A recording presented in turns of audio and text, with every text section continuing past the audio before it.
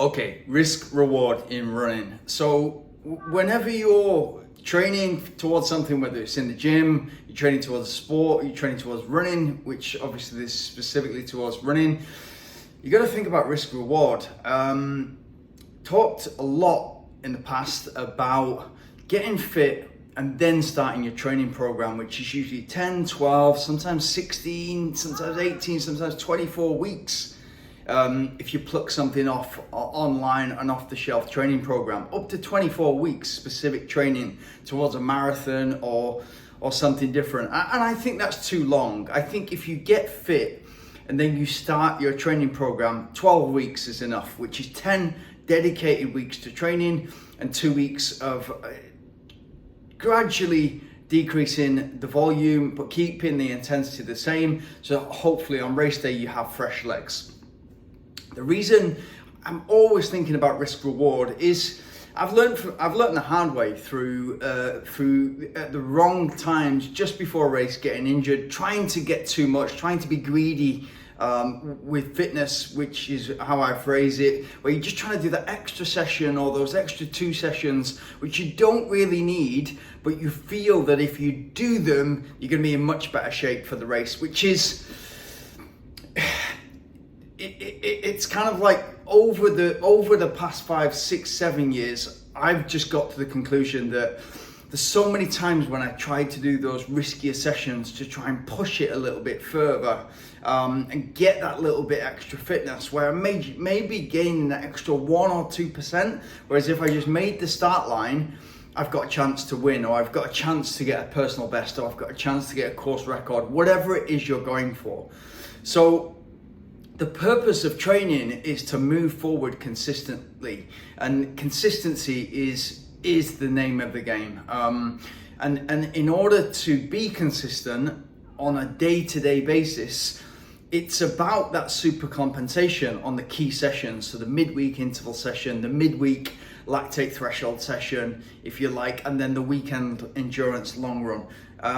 It's about those 2 key sessions, but around those, the easy runs and the recovery runs, it's getting to know your body and getting to know how your body feels when it's fatigued, when it's feeling tired, when it's feeling too tired, and how to kind of go off that.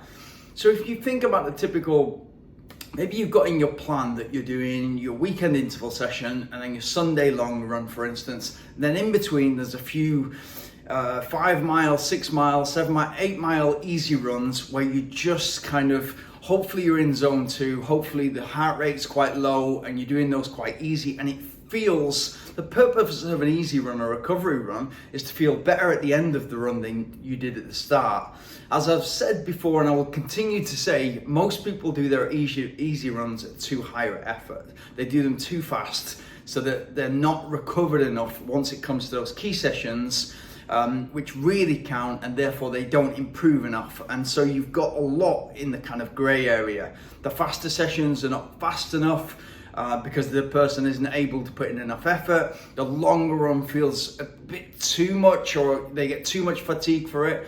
And then the easy runs are a bit too quick. And so everything kind of comes in that grey area, which is not what you want. You want your easy runs to be really easy, and your harder runs to be feeling fresh and to get the most out of those. So when I think risk reward, whether I'm running a 5 mile, 6 mile, 7 mile, 8 mile easy run, I go completely off feel. So today was meant to be a complete rest day. Yesterday I did a session. It felt like a good session, but all my key sessions at the moment, because I'm training for uphill races, they're all uphill. So it's a lot harder on the lungs and heart than it is on the muscles. Even though the glute, I can definitely feel the glutes today, and I can definitely feel the hamstrings. It's a lot harder on the heart, which means that the recovery on the body is a little bit easier. And obviously, kind of when you're kind of moving against gravity, and the pounding is not so bad on the quads. Obviously, that's the case when you're doing uphill. So I love that kind of training, because you kind of can push it and push it and push it and watch your heart rate raise and raise, and you're not pounding the body. And so you can go hard 3-4 days later. My strategy is usually every 4th day I do a hard session. So I will do an interval session, and then I'll have a rest day, and then I'll do an easy run, and then I'll do an easy run, and then I'll do a hard session, and repeat. So they're in 4-day cycles, just as simple as that. And the reason why I've done that is because when I've looked back in my training, hey, either be involved or shut up. Don't bite my nose. When I look back on my training, the times when I get niggles or injured or kind of over fatigued is the times when I try and push it too much, and I just try to get that extra bit. And so what I've realized is if I take it easy the day after a hard session, that reduces my risk of injury like tenfold. It's ridiculous. So today was just meant to be a nice walk outside. It's sunshine outside, just meant to be a nice walk. And just really to be outside and collect my thoughts before I kind of get on the laptop and start to work. But then I kind of found myself 500 meters into a walk, and I'm thinking, actually, I'm just going to, instead of 20 minutes walking or 30 minutes walking, I'm just going to jog 4 or 5K. So I jogged as slow as I could, and naturally kind of picked that up, and my legs are feeling good. So that feels as if I've accelerated the recovery, but I've really got to feel there in order to get the best of that. So always be thinking risk reward. Like, is this session going to help me? Is it going to hinder me? What's the risk of this? Have I just done something major and this is going to be a big effort? And then whilst you're in the session as well, be feeling